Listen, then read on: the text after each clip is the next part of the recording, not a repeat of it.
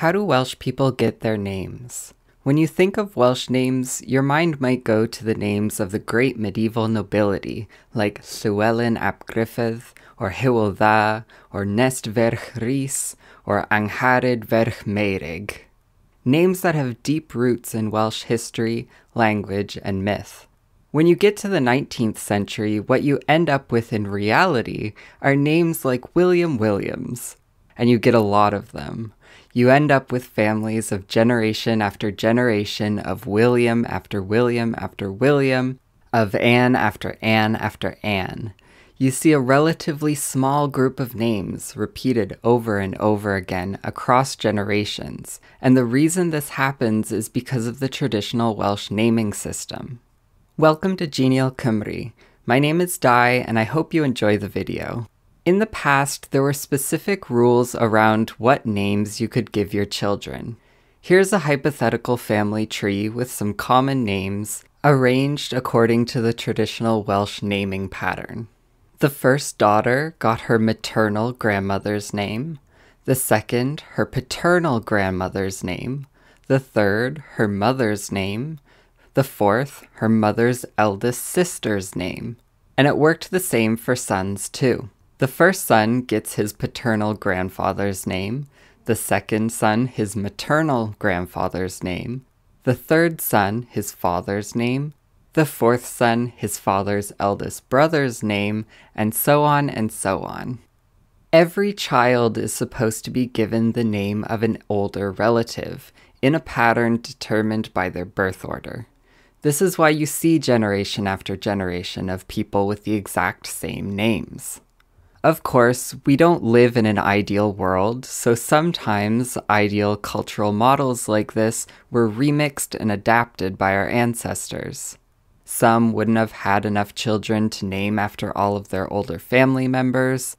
Sometimes certain names were skipped in one generation and would pop up again in later ones. This is what happened in the case of my 6 times great-grandparents, David and Anne Davis. They had 6 children: David, Mary, Anne, John, Thomas, and Margaret. When their son John started having children, he named his first son Timothy, when his name, according to the traditional pattern, should have been David. But while this didn't follow the traditional naming pattern, the name Timothy was inherited through John's family. His mother's maternal grandfather was named Timothy Jacob. And so in this case, the name Timothy skipped 2 whole generations before being used again.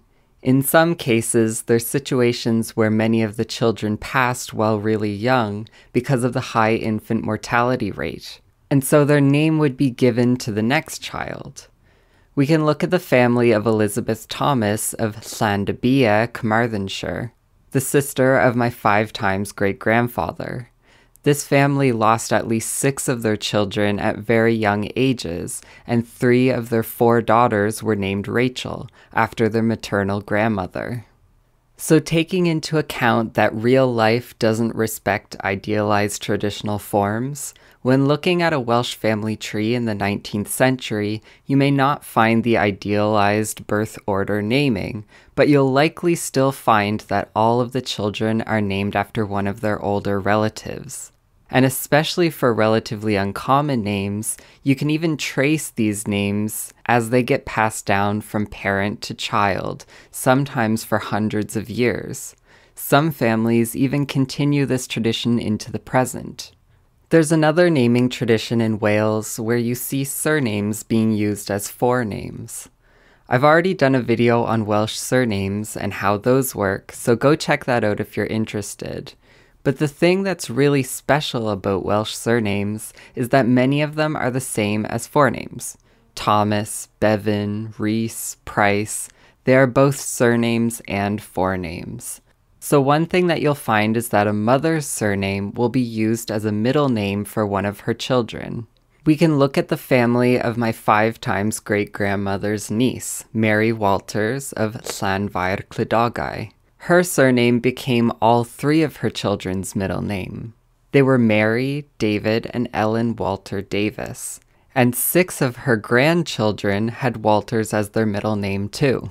This can even happen with surnames that might not be considered Welsh surnames. Let's take a look at the family of the Reverend Thomas Walters of Llewelyn, who was Mary Walter's second cousin.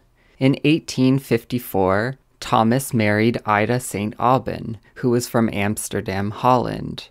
Ida's surname ended up being passed down in the family as a middle name. Two of their grandchildren were Vivian and Mary St. Aubin Phillips, and three of their great-grandchildren were Alan, Noel, and Mary St. Aubin Phillips. Just like with the traditional naming pattern, these children were all named in honor of one of their older relatives. The last naming pattern that we're going to talk about really breaks all the rules. In Wales, there have been numerous cultural revivals over the past couple hundred years. The rise of the new Bardic and Druidic traditions, the national Eisteddfod, the different forms of Welsh nationalism. These resurgences of interest in medieval and pre-modern Welsh culture have had impacts on naming patterns too. So let's take a look at the family of my 3 times great-grandmother's sister, Mary Williams of Cayo. Her husband, William Price, had an interest in these cultural revival movements.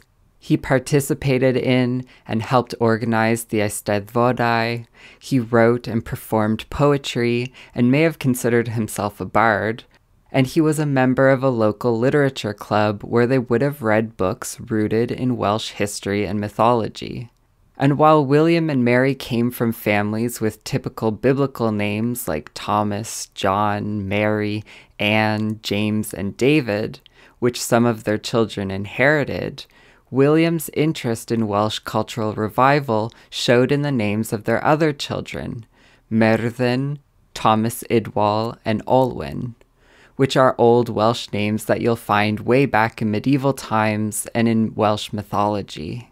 Whether it's honoring our history or honoring our ancestors, there's something really special about Welsh naming patterns.